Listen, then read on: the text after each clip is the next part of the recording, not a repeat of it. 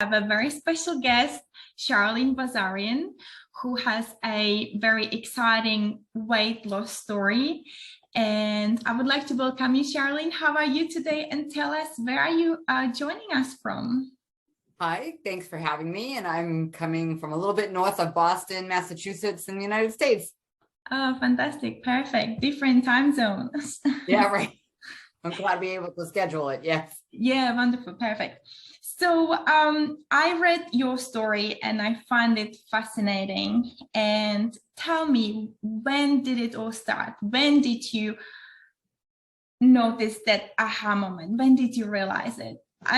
You probably got that question asked quite often, but for our audience, I would like them to find out about you. That's okay. I think my story really resonates with people because it's so common, I guess.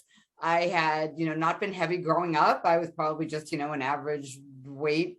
And then I went to college and I joke, I put on the freshman 15 and then went to law school and then put on maybe another 15 or 20 and then got married. And then, you're doing less and less as time goes on. And then I had my first son and I kept trying to lose weight. I knew I had put weight on and I would have some success. I would lose 10 to 15 pounds. And then I'd be like, okay, I have this under control. Like I know what I'm doing. And then little by little, it would creep back on again. And my aha moment that kind of has really gotten a lot of publicity at this point was I went to a day spa to have a day of beauty for myself. And it was supposed to be this nice treat after having my son. And the one size fits all robe that the receptionist gave me didn't fit. And so I had to go back to the desk and ask for another one. And, this moment's kind of frozen in time for me because it was just this awful exchange where she kept making me repeat that the robe didn't fit. And I kept having to say it. And we had this we were staring at each other and she just kept saying, I'm sorry, what? And she just kept making me repeat it in front of people. And she finally got me a larger robe. But at that point, my day was pretty much ruined. I went back to the dressing room and that's when I really said, I don't care what I have to do. I'm going to make it work this time. And that was sort of I never looked back after that moment. And I knew I needed to lose weight. But I guess I didn't realize until that moment how out of hand things had gotten and that it was literally half of myself that I needed to lose. Yeah, because I know that you lost a lot of weight. It was, if I'm not mistaken, about 96 pounds, right? Yes. What was your biggest challenge? Because I can imagine it was not easy. I think that my biggest challenge was thinking in terms of numbers that big. I think that it's very difficult to think you need to lose close to 100 pounds. And I think that can be overwhelming and discouraging. And so I think when I really had my aha moment and started out on that journey, I think what made it different for me was I really broke it down into, I call it bite-sized pieces. I just was looking at it in terms of 5 or 10 pound increments. And that was my next goal. And then when I reached that, I would set the next 5 or 10 pounds. Rather than thinking, oh my God, I'm never going to lose 100 pounds. I mean, that just seemed like too much. And I think that I really focused on not getting what I call a case of the comfortables. And I think that's what happens when people have some success. They think it's going to happen really quickly, or they start to feel like they know what they're doing and they're not writing things down as much, or they're not looking at the calories as much, or just not really paying quite as much attention. And I really didn't let that happen. I really stayed focused. I purposely did not buy a lot of clothes. Every time I went down a size, I joked that I bought 1 pair of black pants, 1 pair of tan pants, and a pair of jeans. And I didn't spend a lot because I said, I'm not staying at this size. I don't need to invest a lot. And so I think that I really kind of made everything very transitional, that this is only the next step, that I'm taking and went from there. So that was, a little bit different than other times I had tried. I joke, yeah. I say I did everything from Atkins to Weight Watchers. I tried a lot of things before it kind of all came together after my fat shaming moment at the day spa. So tell me, did you have a coach? Did you have someone who helped you throughout your journey? My journey kind of was a little bit a work in progress. I think what happened at first was when I first came back from the spa, I remember thinking that I had heard somewhere that if you wanted to be successful at something, mimic somebody that's successful at what you want to be successful at. So I think I did everything I thought a fit person would do. I joined a gym. I subscribed to fitness magazines. I drank protein shakes. I got protein bars. Anything I could think of that I'm like, okay, this is what fit people do. This is what they wear. This is what they do for working out. And I got my personal training certification. I took all of those steps to try to get further and further. And I always say what I did when I first started out is not what I do necessarily now. But it was like a learning process. So I tried to learn as much as I could as I went down the road. I eventually did get a personal trainer, several along the, after all these years. And they have been all close friends who have really shaped my life and my fitness journey. And I'm so grateful for that. And, I think everybody has kind of contributed along the way, and I've made a lot of great friends and had some amazing experiences. Oh, absolutely. And funny also, you mentioned that you just set a goal at baby steps, right? Yeah. Yes, definitely baby. Yeah. Do you think that it's really important? Because there is a lot of people out there who say to themselves, all right, I want to lose weight tomorrow, but tomorrow might be in a month's time, right? Okay. So what's the biggest challenge?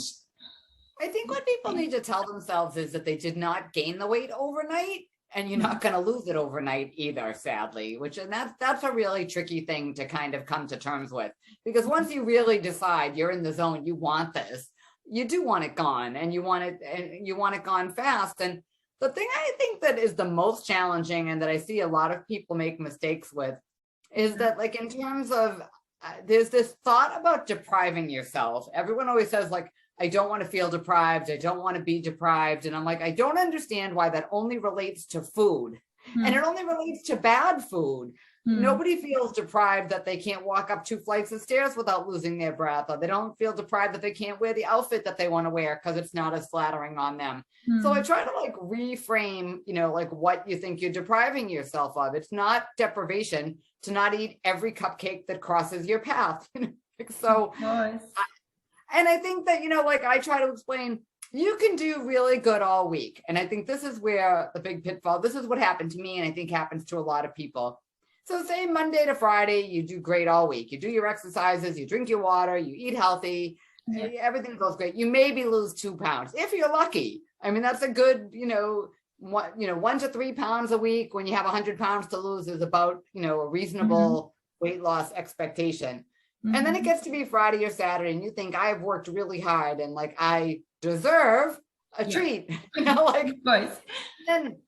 These cheating days, right? They call it. Right. And then you have a few treats, and it's not that you don't deserve it, I guess. But what happens is maybe you had more sodium than you had all week. Maybe you had higher carbohydrates food that made you retain a little bit more water. Maybe you did eat more and gained a pound. But then you get on the scale on Monday, and the 2 pounds you lost is now 3 pounds you gained. And then you think, that's it. Nothing works for me. This is why I don't bother. I'm broken. Something's not right. And that's when you get discouraged, because you worked so hard. And all it took was, I joke that I 1 or 2 bad meals and I noticed a big difference. But it's not that it's that dramatically fast, but you get discouraged and then you just give up. And that's why you kind of need to have, several weeks of staying on track. Of course, absolutely. And as you mentioned, it takes a while till we put the weight on, right? So of course it won't happen overnight that we lose it all. Right, and that's what I also believe, that people would like the fast results, but unfortunately sometimes it doesn't work this way. And what do you think is more challenging, to lose the weight or to keep it off?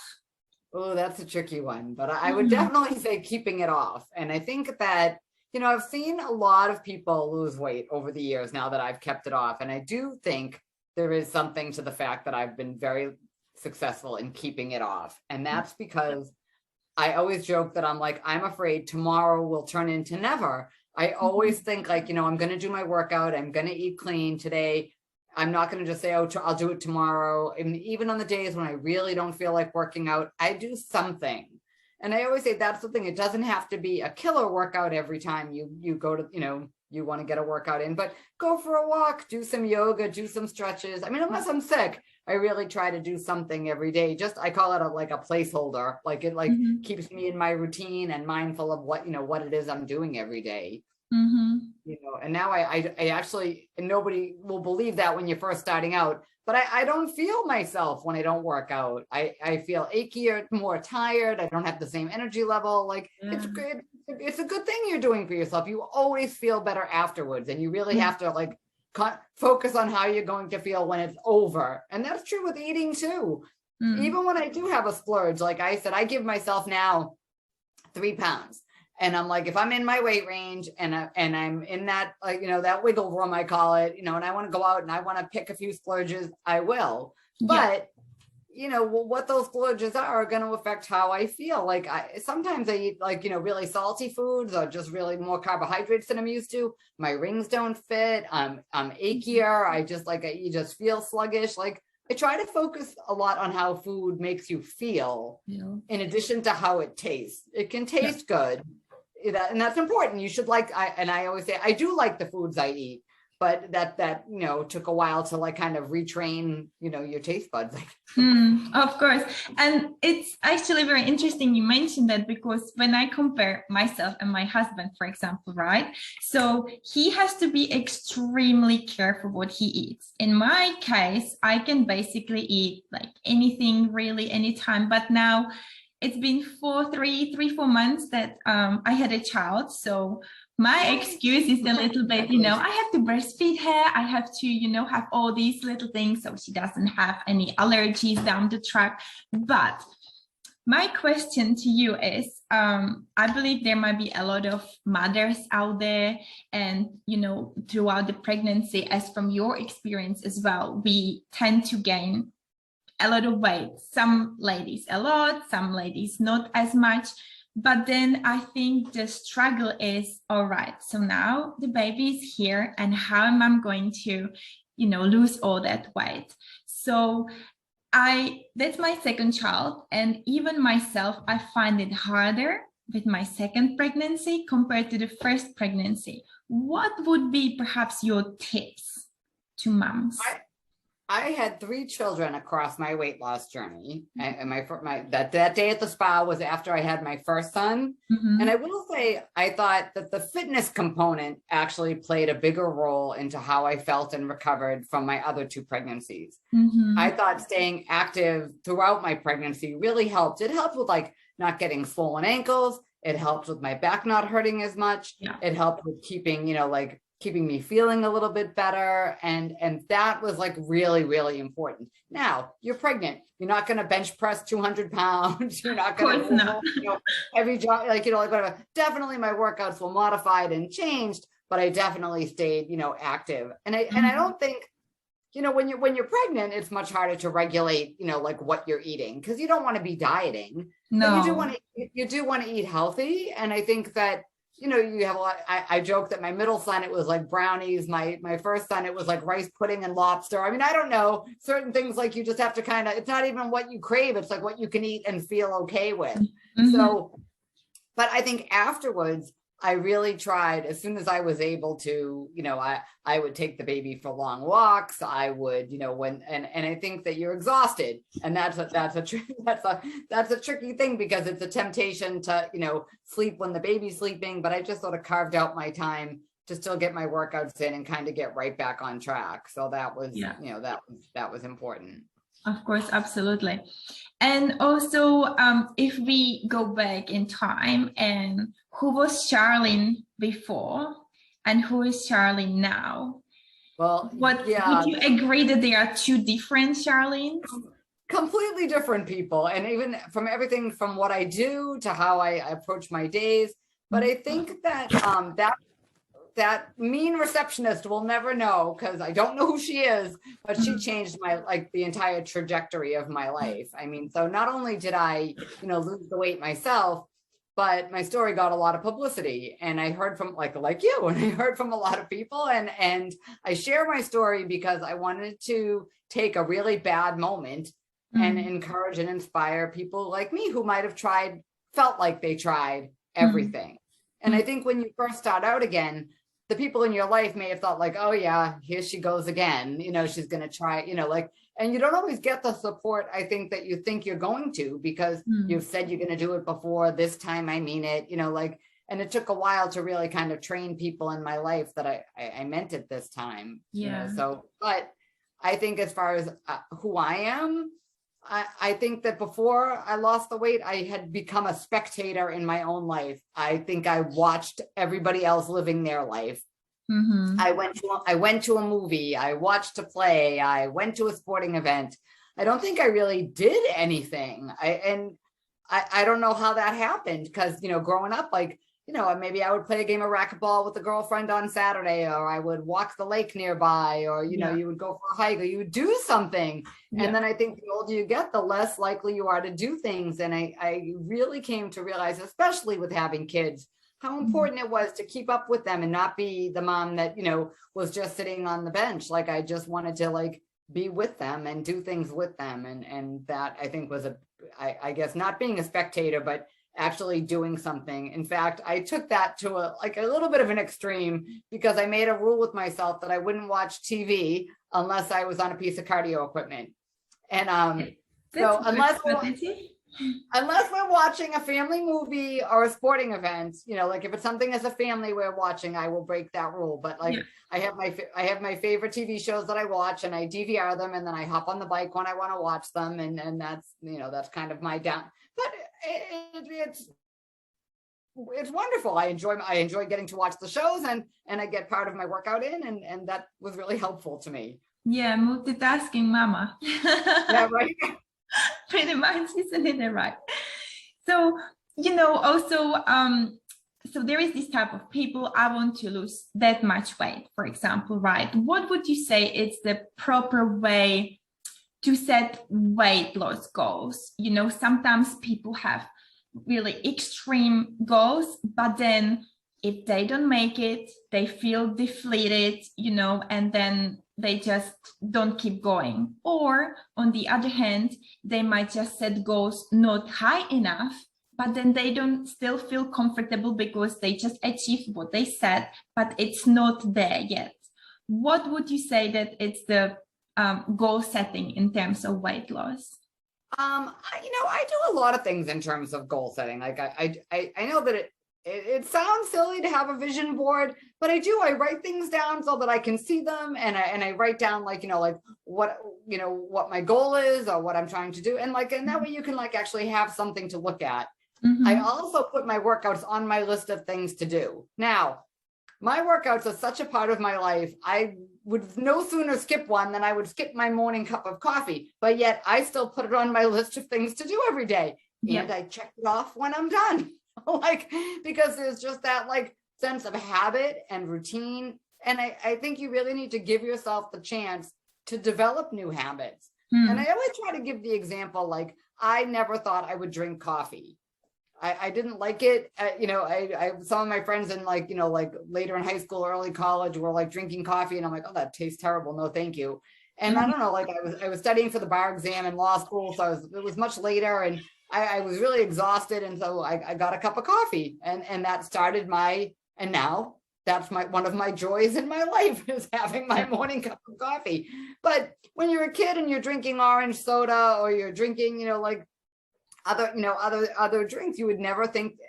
So you just have to give yourself that time to acclimate to a new thing. And I think that's part of the whole goal setting, you know, challenges, is that, you know, don't expect to, like, you know, all of a sudden embrace your new life and be like, okay, that's it. It's not like you flicked a switch. Give yourself a chance to try new tastes, new foods, new workouts. Not every workout is going to be something that you love to do. I think for me, anytime I had tried to lose weight, I had always done cardio workout. I think as women, you lean towards aerobics. I'm going to go for a walk with my girlfriend. And I always remember there was one woman I met, and she said, I don't deprive myself. You know, if I want to have a piece of cheesecake, I just go for a 20-minute walk. And I looked at her and I'm just like, oh my God, you can't possibly think a 20-minute walk is burning off a piece of cheesecake. And while it may work for you now at 20, it's not going to work for you at 40 necessarily, you know? So I think weight training for me was a life-changing thing, that I think building muscle does such great things for you. It burns more calories after your workout. The more muscle mass you have, the more calories you burn. And I think that it was really like the most like shape changing. Like I think, like I do the cardio, like I said, I when I watch TV, I jump on the bike, but that's more just to be keeping like, keep going and not thinking about it. You literally working out, right? Right. Yeah. But if I had to pick which workout I think really did the most for me, hands down, weight training was a life-changing thing. And I think women really need to like look at that. I see women at the, like that do workouts, and like I call them the weenie weights. Like, they grab these like little light vinyl dumbbells that are 2-3 pounds. And I'm like, no.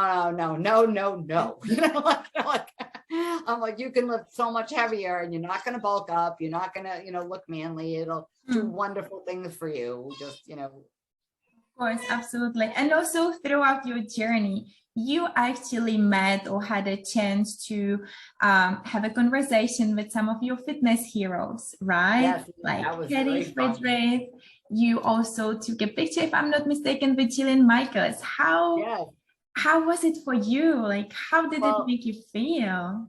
That was really, meeting Jillian was really interesting for me because she had been such an influential, I used to watch The Biggest Loser, and I loved her. Like, I really liked her no nonsense approach of like, don't make excuses for yourself. And that was like, like my mantra became, and that what I share on my page is like, busier than a fit person.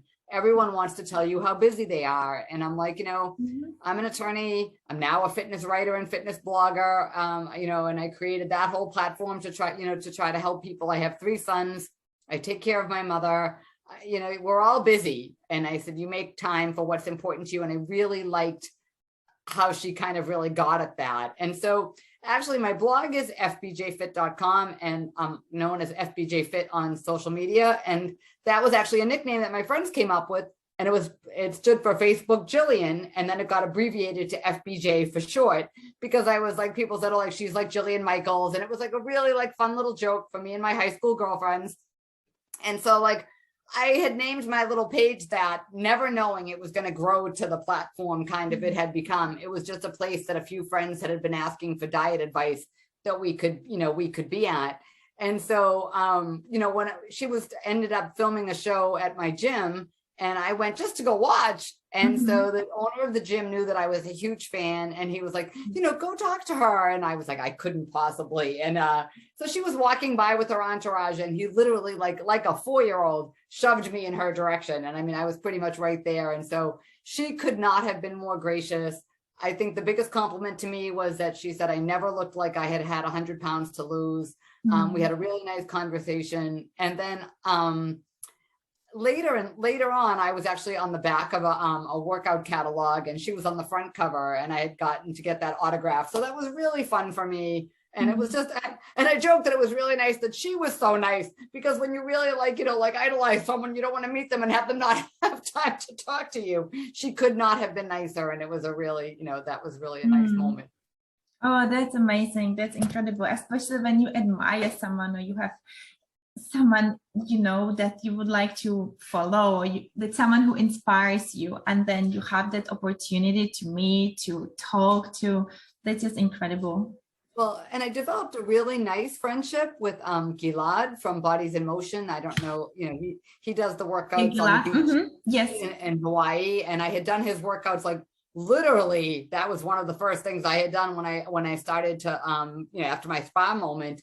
And so I had sent my story in, because on his website it said, oh, if you've had success doing our programs. And so I actually was in the infomercial and on his website, and then we just became friends over the years. And so I've been to New York twice when he's in the States to meet him, and we worked out together in Central Park in New York. And it was like, he is amazing. I mean, but it's a surreal experience to be like, yeah, I'm watching someone on TV, and like now I'm friends with them. Like, like, so and that would not happen if you didn't set a goal, if you didn't have that aha moment, if you haven't transformed your life. You would never, I can imagine you would never met them. You would have never, had a conversation with them. That's the beauty about it. When we decide to step out of our comfort zone and try something we never tried before, right? You never know who you're gonna meet or what you really don't know. In fact, life's now that I'm gonna break you right in front. I write, I write for my blog, but I also write for women's fitness. And so I've gotten to interview a lot of celebrities and fitness trainers. And yeah, I mean, it's an amazing, if you had ever told me, like that I was going to be doing that. And it was like, I have had great conversations and really interesting interviews with people. And like, I always love to ask like what inspired them, not even necessarily in a fitness journey. I think inspiration is kind of inspiration. And when you try for a big goal, like those same things kind of come through, whether it's not, you want to be big in Hollywood, or you want to like lose 100 pounds, or you want to, be the best at what you do. And I love to get at like everybody's story about what they found that worked for them. Of course, absolutely. So tell me where people can find you. Well, on Facebook, I'm at FBJ Fit, and there's a space in between the FBJ and Fit. On Instagram and Twitter, it's at FBJ Fit, and my blog is at fbjfit.com. Yeah. And the blog is something I really take a lot of pride in doing. I really like, it's wonderful to be able to reach people in a way that you can tell a story, and I think the biggest compliment to me is something I said inspired their journey. And so I always feel like I took that rotten moment at the day spa and created a ripple effect from that. So that's my, Of course, absolutely. And then when you see how many people you as an influencer, I would say, changed other people's lives, I can't put price on this. Right.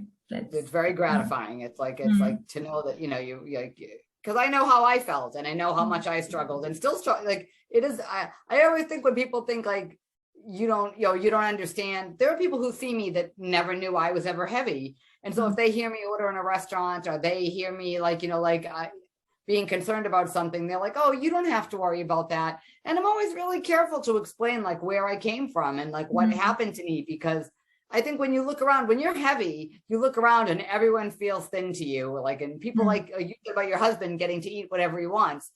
That's what it feels like. It feels like everybody can eat whatever they want except you. And I think that takes a long time to really come to terms with that. You can't judge yourself by what everyone else can do. You have to look at what works for you. Exactly. Absolutely. Well, so I really appreciate having you here, Charlene. It was a pleasure. And thank you so much. I had a lot of fun. Thank you so much. Wonderful.